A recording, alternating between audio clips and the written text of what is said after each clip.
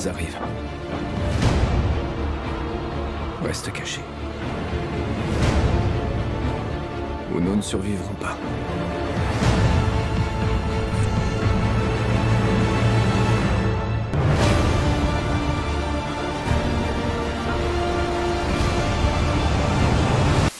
Bonsoir à tous et soyez bienvenus pour cette nouvelle review qui sera consacrée aux deux premiers épisodes de la série Obi-Wan Kenobi que j'attendais, une bonne partie des fans comme moi attendaient impatiemment.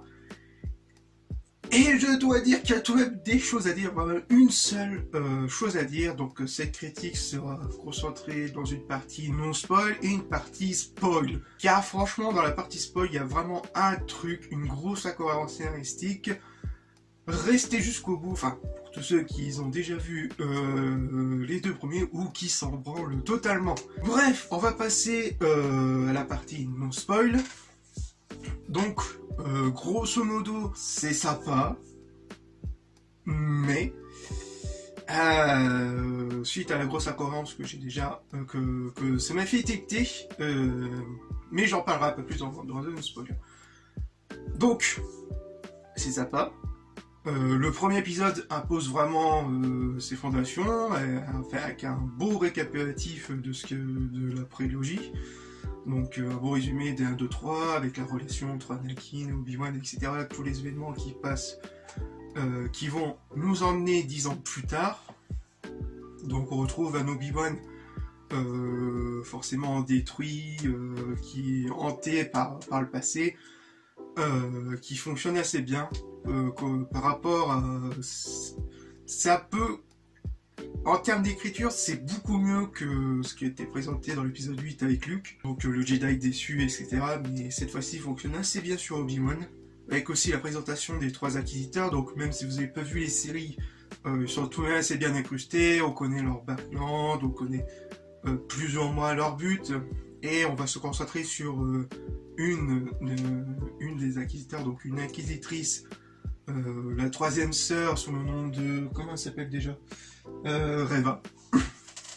Donc le personnage, je vous ai bien accosté en tant que vraiment grande menace, qui est un peu comme la tête brûlée, qui n'ose pas vraiment, qui va vraiment à fond dans l'interrogatoire, genre couper les mains ou quoi, provoquer vraiment les gens, mais qui malheureusement est plombé par parfois certains événements un peu bisounours, genre à un moment donné, elle va provoquer un peu Owen, donc Owen Lars, et on sent toute la tension, qui dit, bon, je vais montrer qui c'est qui a les boules, vas-y, dis-moi si tu connais un Jedi ou quoi, et puis forcément, t'es un des inquisiteurs, je vais arrêter de prononcer, des inquisiteurs, ah franchement, mes allergies avec le pollen, c'est horrible.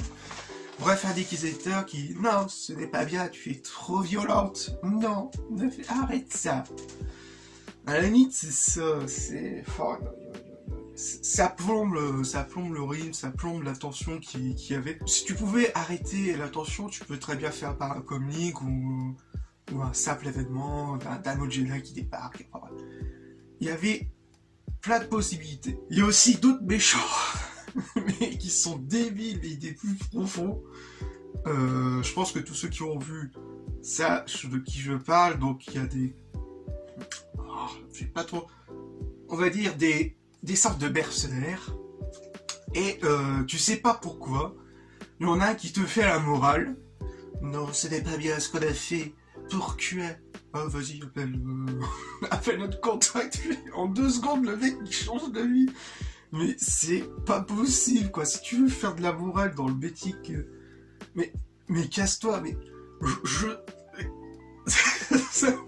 c'est pas possible. Il y a aussi la réalisation qui est parfois moyenne.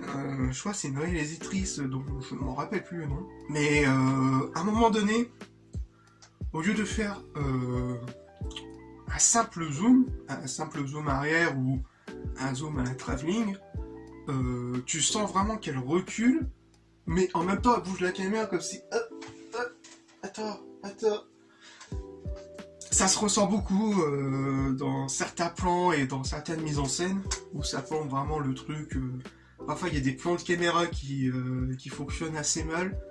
À un moment donné, dans une course-poursuite sur le toit, on suit Evra en train de poursuivre quelqu'un. Et d'un seul coup, arrivé sur 2 murs, comme ça, donc elle arrive, tac. Et ben, au moment où est-ce qu'elle saute, il y a un plan, je sais pas comment, en première personne vue FPS sur un tuyau, quelqu'un. Ensuite, tu as un plan vertical, comme ça, tu sais pas pourquoi. Ensuite, un autre plan comme ça, vu d'en dessous. Et à la limite, tu te demandes, mais pourquoi faire? Tu peux pas faire simplement tac, tac, et tu suis au moment quoi. Je sais pas, je dis ça comme ça, mais je pense que le rendu serait beaucoup mieux, quoi. Sinon, dans une autre scène de course-poursuite, avec les fameux mercenaires, il n'y a pas de sensation de vitesse, en fait. C'est juste un plan fixe, et tu vois l'action se dérouler, quoi. Il n'y a pas vraiment de sensation de mouvement, de rapidité, tac, tac, tac.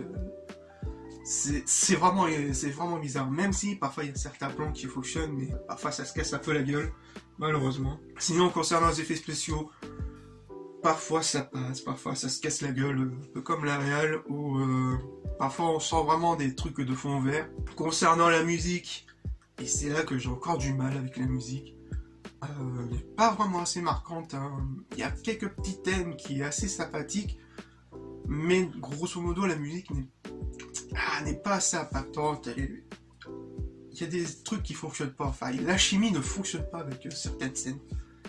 Et j'ai la sensation que dans certains films Star Wars, j'avais même ressenti avec Rogue One et Solo, où il y avait quelques thèmes qui ressortaient un peu du lot, mais généralement la musique restait un peu en retrait par moment.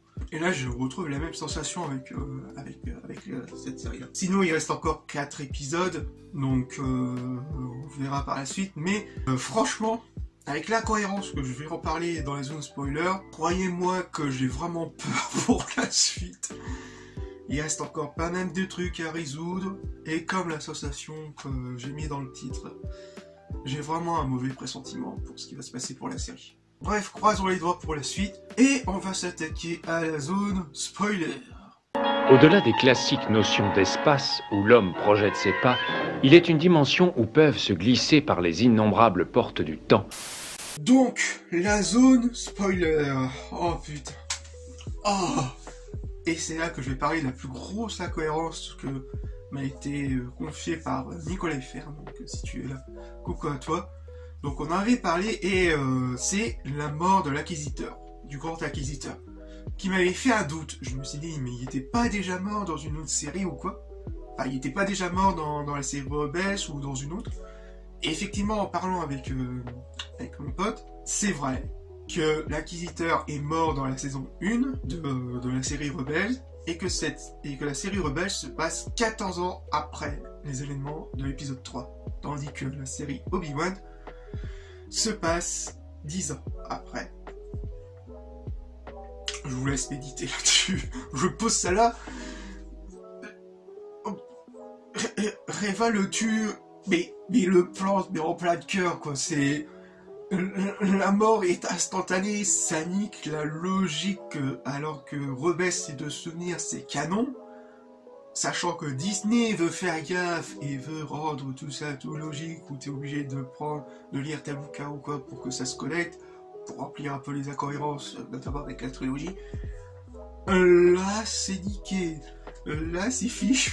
L'incohérence, la première grosse incohérence scénaristique. Là, c'est niqué. Et j'ai peur pour la suite. Sachant que il y a aussi une autre interrogation, c'est comment Reva connaît le véritable secret de Dark Vador, alors que ce truc est censé rester secret.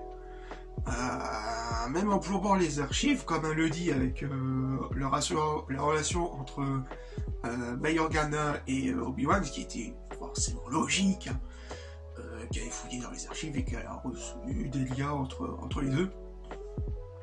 Jusque là, ok, c'est logique. Je sais pas. Je sais pas comment elle a su, même en essayant de lire dans les pensées, Obi-Wan est tout de même assez fort pour résister à ça. Je sais pas. Pour l'instant, je sais pas. Peut-être on sera une réponse bien plus tard. Je sais pas. On verra par la suite, mais j'ai peur qu'on n'aura pas de réponse.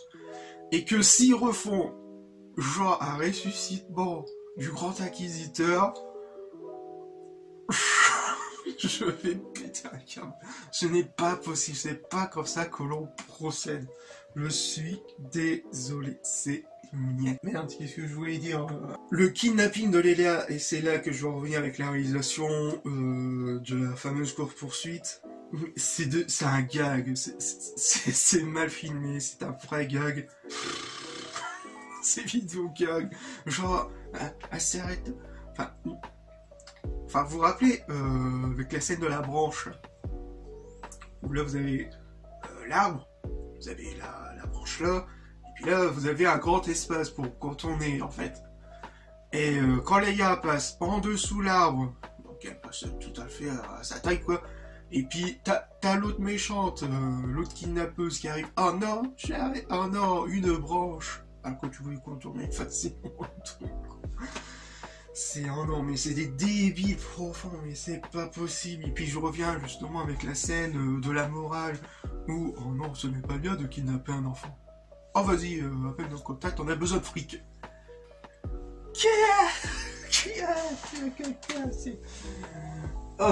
C'est pas possible. Un autre point positif pour sauver dans la zone spoiler, c'est bien sûr Leia, le personnage de Leia qu'on trouve assez bien, on trouve tout de même le caractère qu'elle a le personnage, même si la gamine joue assez mal, mais bon allez c'est une gamine quoi, j'ai pas non plus voilà, ça passe dans son jeu de rôle quoi, je vais rien dire, ça reste encore une jeune actrice, enfin bref. Donc on retrouve très bien le personnage, qu'elle envoie chier ceux qui l'emmerdent, notamment son cousin, qui l'envoie chier totalement, c'est magnifique. Après la logique, Obi-Wan nous sauve, Leia, bon, allez, c'est tout à fait normal. Ah, je vous dis, hein, je le sens pas la suite. Aïe aïe aïe aïe aïe. Il reste encore 4 épisodes. Bref, voilà, cette nouvelle review est finie, donc j'espère qu'elle vous aura plu. Et on se retrouve pour de futurs lives sur Twitch et de futures vidéos sur la chaîne YouTube. Je pense que je ferai des reviews de temps en temps sur la série Obi-Wan, donc dites-moi dans les commentaires si vous voulez que je fasse vraiment des reviews de temps en temps sur l'épisode. Ou sinon je pense que je vais faire une review finale où j'en parlerai un peu plus. Bref, des bisous à tous. Peace.